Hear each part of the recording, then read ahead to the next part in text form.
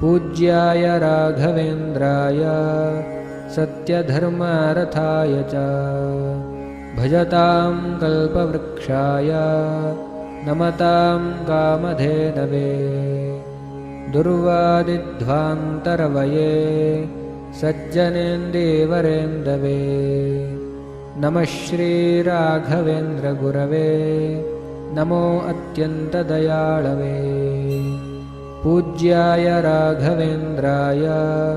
सत्यधर्मरथाय च